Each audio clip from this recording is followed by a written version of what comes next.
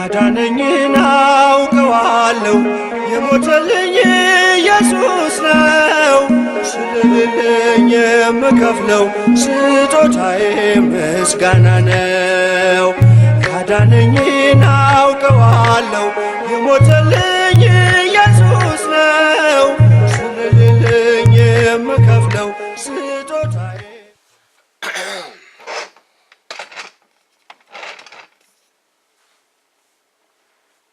In the name of the Father, the Son, the Holy Spirit, one God, Amen. Welcome again, you guys. We're in the middle of a series, the Ethiopian Orthodox Tewahido Church, and the introduction to the Ethiopian Orthodox Tewahido Church. We're talking about several things. We started talking about the 5 pillars of mystery. Last week we talked about the mystery of incarnation, or also known as Christology. And this week, we're going to finish that teaching. We started it, we didn't finish it. And this week, we're going to finish what it means. So if you guys didn't see last week's video, I strongly encourage you to stop this video and watch the other one. And then come back and see this video, because it's a continuation of it. You guys can get confused. So last week, we kind of left it at that Jesus Christ is the divine nature and the human nature united into one. And we started asking very important questions. Number one, who is Christ? Who is Christ? And these are some of the questions that we said needs answers. And also we said, what do we mean by he united his divine nature with the human nature? So first, let's talk about that. What is a divine nature? What is human nature? What is divine nature and what is human nature? As we dig deep, and we kind of talked about this before, the divine nature is the nature which is omnipotent, meaning all-powerful, omniscient, meaning all-knowing, omnipresent, meaning present everywhere, and eternal, meaning he's Alpha and Omega. And the human nature is exactly the opposite. He is potent, he's limited in power, he's limited in knowledge, he's limited in time, and he's limited in space. Well, whereas the divine nature is unlimited, the human nature is limited. Whereas the divine nature is unbounded, the human nature is bounded. The divine nature is uncontained, the human nature is contained. We're saying these two natures were united into one. From two natures into one. From two persons, remember God the Son and his unique person united himself. He took natural soul and natural flesh from the Virgin Mary and became united into one. From two persons, one person, from two natures, one nature. As it says in the Gospel of John chapter 1, verse 1, it says, in the beginning the Word already existed. The Word being God the Son. Remember, in deeds, there are three. God the Son provides the Word. He is the Word. In the beginning, the Word already existed. Then it says the Word was with God. And then it says the Word was God. The Word was God. So it's talking about God the Son. The Word was God. And in 14 it says, so the Word became man, or human, and made his home among us. So we are saying that his divine nature was united into human nature. Now, what do we mean by united? We keep using this word. What do we mean by united? What do we mean? And remember, if you guys remember from last week, this is very, very important question, because when we say who is Christ, it matters how we're going to respond back.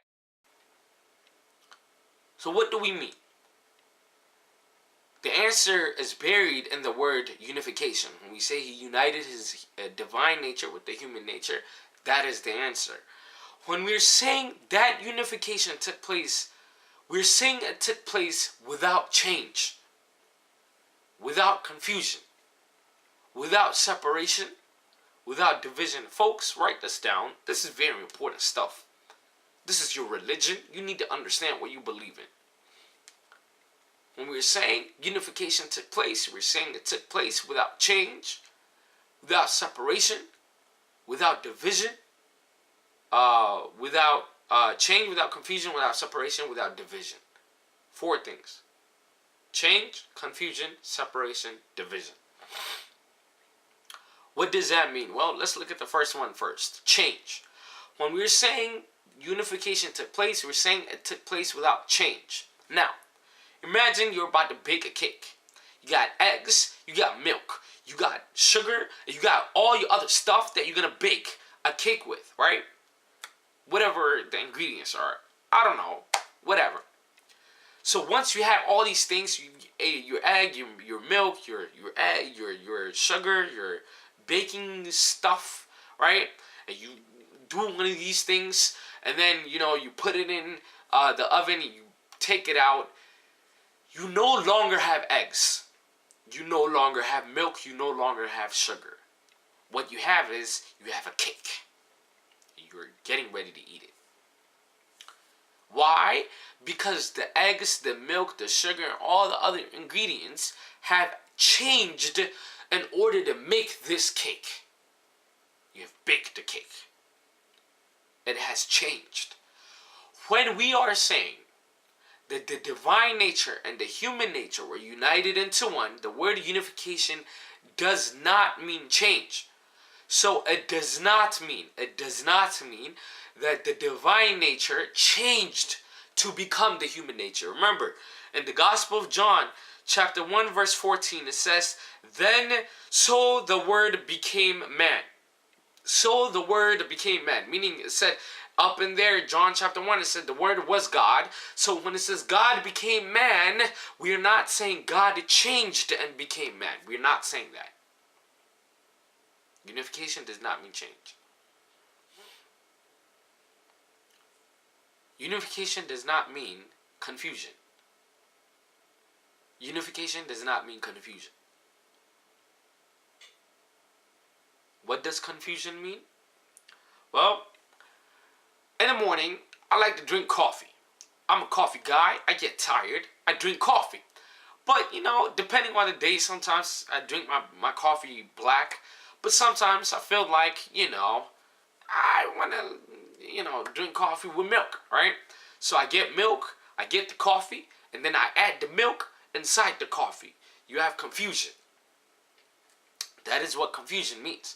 The coffee is giving the nature of its blackness in order to accept the whiteness of milk.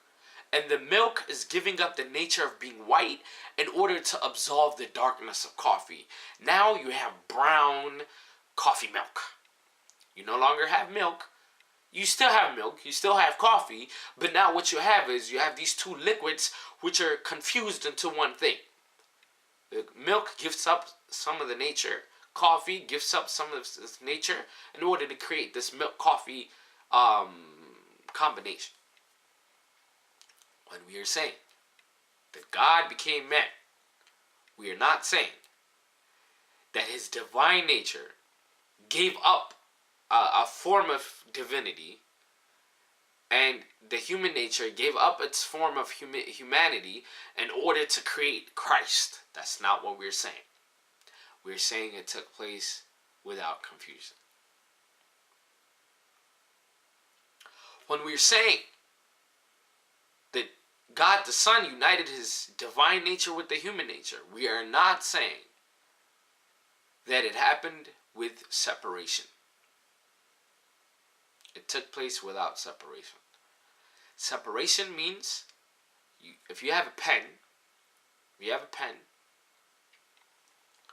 and I don't know what it's called, but like that part of the pen which holds the ink. You have the body, the outside the body, and then you have the part of the pen which holds the ink, goes into the pen, right?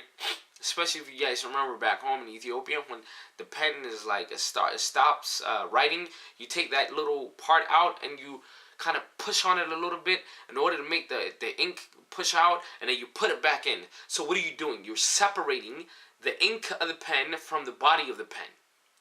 You can separate the pen, and between the two, you can separate that. When we're saying that the divine nature united with the human nature, we're saying it took place without separation. It was not like separation. It was not like separation. Unification was not like the pen. When we're saying that the divine nature was united into one, we're saying it took place without division. It took place without division.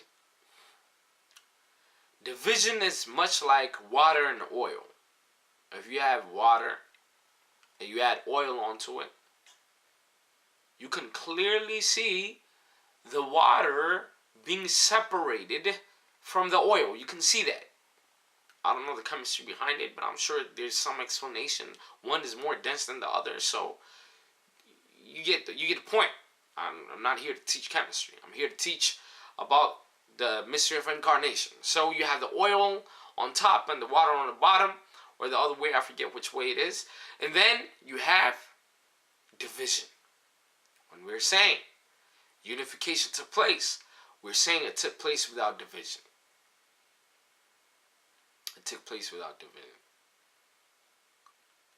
So what is unification like? You've got to ask. What is unification like? If it's not like baking cake, if it's not like, what are some of the other things we said? If it's not like milk and coffee, if it's not like the pen example, if it's not like water and oil, what is unification like? We're saying unification is like Tewahido. Unification is like Tewahido. One church father gave a very good analogy for what Tewahido is. And now you got to understand, there is no good example we can really give for the Christology, for the mystery of incarnation. Why? Because it's beyond our minds. We can't understand it. But the best possible answer was given by a church father, and that was the analogy of metal being submerged into fire. You have metal and you submerge it into fire. The metal has its own nature. Fire has its own nature. Metal and fire have very different natures. For example, fire is not something you can hold in your hand. Forget about the fact that it's hot. Fire is not some solid that you can touch and punch and do all these things with. The metal is. Metal is something that you can knock on, you can touch and do all these things with. So when you take metal and you submerge it into fire, you have these two natures which are opposite being united into one. You have two distinct natures being united into one. That is Tewahido, that is unification. We are saying that the unification of divinity and humanity is kind of like the unification of the metal and the fire. This is Tewahido. This is Christianity. This is what you believe in. And this is why it is important to take the time to understand what religion is and to understand what religion teaches. The church provides you with the answers that you need in order for you to understand about Christianity. So now, when we ask the question, who is Christ?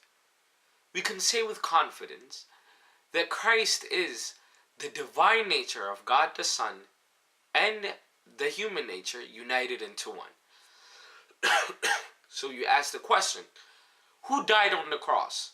Are you to say that God died? We say no. Why? Because by the very nature of divinity, divine nature does not die. It's kind of like saying once you united the metal and the fire, and you try to hit that substance that's in front of you, can you ever hit fire? No, you can't hit the fire. Just like when Christ died on the cross, although they were united into one without separation, you cannot say his divine nature died, because by the very nature of divinity, divinity doesn't die. So we say Christ and his human nature died. Christ died in his human nature. So we say we worship Christ. Are we to say that we worship a man? No. Why? We say that the divine nature and the human nature were united into one. Into one. Without separation, without change, without division, without confusion.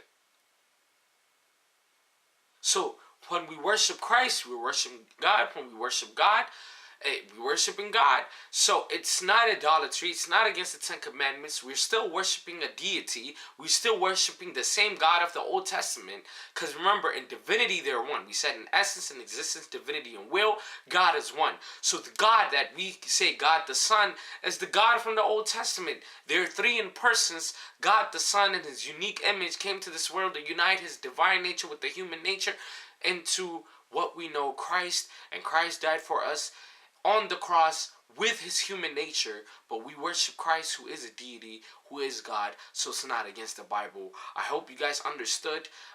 It's gonna take time. I understand. It's very, very hard to understand. So take the time to learn. Take the time to read further. Take the time to read the Bible and pray. Pray fast.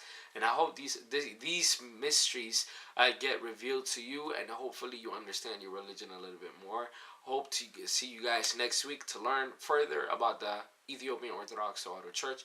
Untitled Chapter, in the name of the Father, the Son, the Holy Spirit. ያዳነኝን አውቀዋለሁ የሞተልኝ ኢየሱስ ነው ስለሌለኝ የምከፍለው ስጦታዬ ምስጋና ነው ያዳነኝን አውቀዋለሁ የሞተልኝ